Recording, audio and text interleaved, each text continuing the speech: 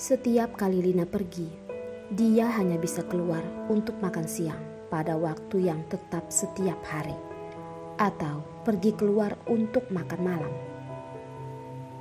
Oleh karena itu, Lina mencoba menahan panik dan kemarahannya sendiri di bangsal khusus dan memberi bacaan kepada Lukas. Sekarang 2 perawat telah sepenuhnya menggantikan pekerjaannya merawat Lukas. Memberi makan Lukas, atau ketika dia membuka pakaian dan menyekat tubuhnya, kedua perawat itu akan bergegas melakukannya. Sama seperti takut Lina akan punya kontak fisik dengan Lukas.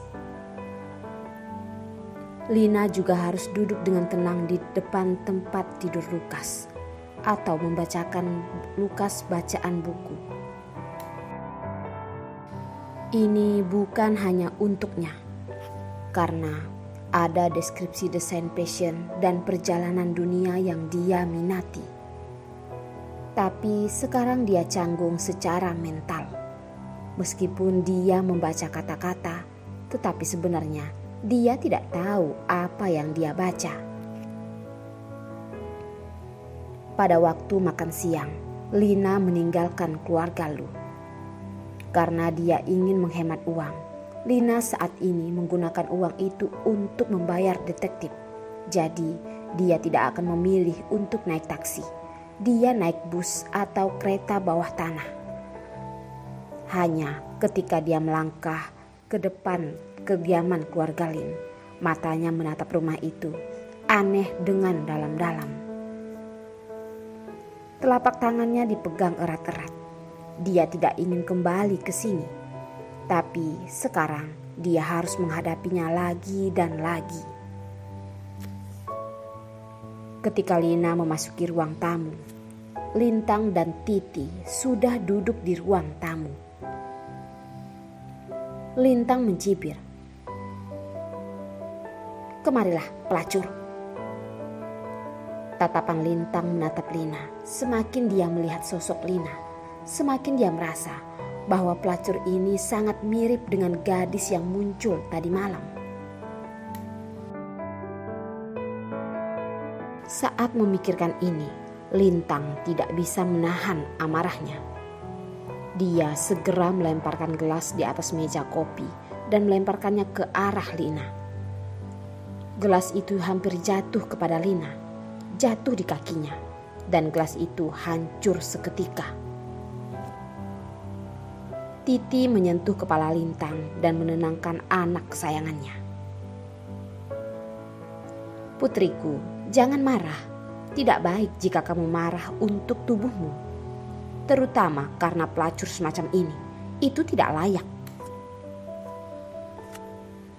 Lintang berkata, "Ibu, kamu tidak tahu. Aku langsung emosi ketika melihat pelacur ini. Aku tidak peduli. Aku harus membiarkannya berbicara kebenaran hari ini." Lintang mengarahkan kontradiksi kata-kata itu kepada Lina. Tiba-tiba dia bangkit dari sofa dan berjalan cepat kepada Lina. Lintang menjambak rambut Lina dan menariknya tanpa ampun.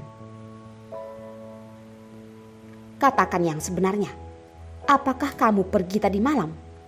Apakah kamu pernah ke pesta keluargaku?" Lina merasa kulit kepalanya sakit karena robek.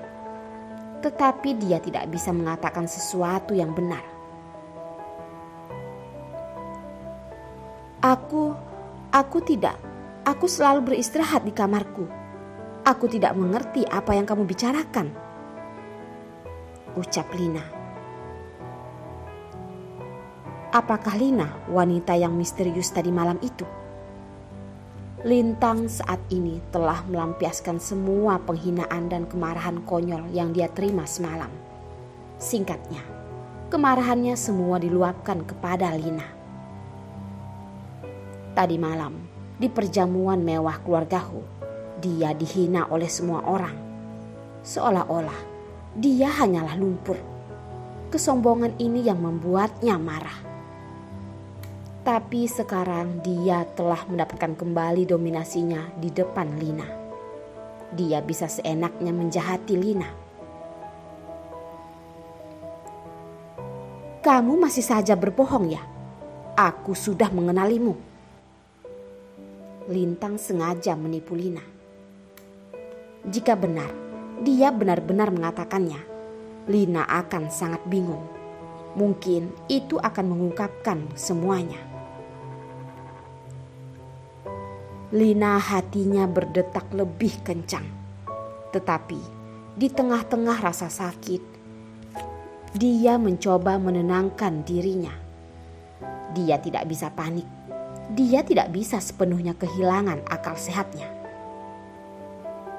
Lina masih tidak percaya bahwa Lintang mengenalinya tadi malam. Lintang akan memanggilnya sekarang. Itu pasti karena dia ragu. Dan Lintang tidak punya bukti. Dan itu tidak akan 100% dikonfirmasi bahwa dia pergi ke pesta tadi malam. Lina bersikeras berkata, "Aku benar-benar tidak mengerti apa yang kamu katakan. Aku baru saja tidur di kamarku tadi malam. Aku tidak pergi kemanapun." Lintang mengangkat telapak tangannya dan memukul wajah Lina. "Dasar, kamu pembohong." Titi menyaksikan semua ini, tetapi tidak menghentikan anak kesayangannya itu. Toh dia sedang memberi pelajaran kepada seekor anjing. Jika itu bisa membuatnya anaknya bahagia, itu sangat berharga. Selanjutnya, Lintang meminta pelayan untuk mengambil topeng itu. Lina panik, tetapi tidak mengatakan sepatah kata pun. Ketika pelayan mengambil topeng, Lina melihat bahwa topeng itu bukan yang dikenakan oleh Louis tadi malam, tetapi topeng biasa putih yang digunakan untuk menutupi bagian atas wajah. Lintang memerintahkan pelayan untuk mengenakan ke wajah Lina. Ketika Lina terpaksa memakai topeng itu di wajahnya, Lintang menatapnya lebih dekat. Dia merasa bahwa Lina yang bertopeng dan wanita misterius yang mengenakan topeng tadi malam agak berbeda. Lina memiliki gaun malam dan perhiasan yang kurang indah. Lintang merasa bahwa pikirannya seharusnya salah. Bagaimana bisa Lina menjadi wanita misterius yang tampak sangat mewah tadi malam? Lintang merasa lega. Selama itu benar-benar bukan pelacur ini. Dia merasa lega. Dia dengan kejam menarik rambut Lina. "Bukan kamu. Kamu bisa pergi sekarang." Hati Lina dipenuhi dengan kesedihan dan kemarahan. Lintang harus menyerah meragukan identitasnya, tapi dia tidak segera memilih untuk pergi. "Aku ingin panggilan video dengan ibuku dulu. Aku ingin melihat apakah dia masih baik-baik saja," ucap Lina. "Kamu berani yang menyebutkan syaratnya?" Lintang mencibir. "Jika aku tidak menunjukkan kepadamu, apa yang akan kamu lakukan?" Mata Lina yang tegas dan berkata,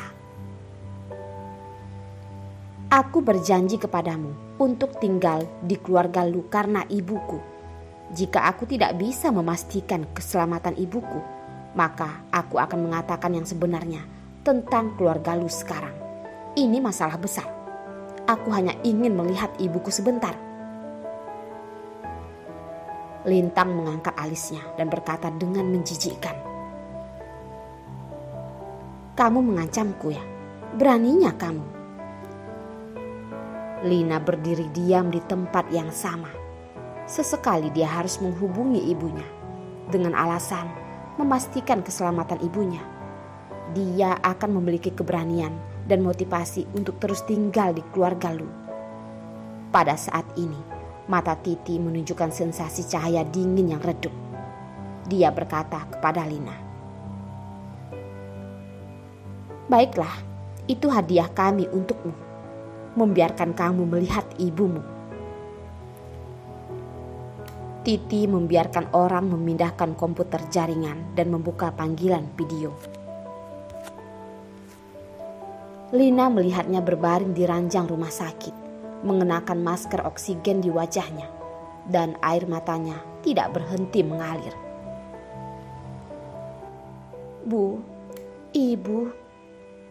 Dalam beberapa kontak terakhir, Lina masih bisa mengatakan sesuatu kepada ibunya, menyembunyikan situasinya. Hanya mengatakan bahwa dia bekerja sekarang. Biarkan ibunya merawat penyakitnya dengan baik dan jangan khawatir tentang apapun. Tapi sekarang Lina melihat ibunya berbaring di ranjang rumah sakit dan terlihat seperti koma.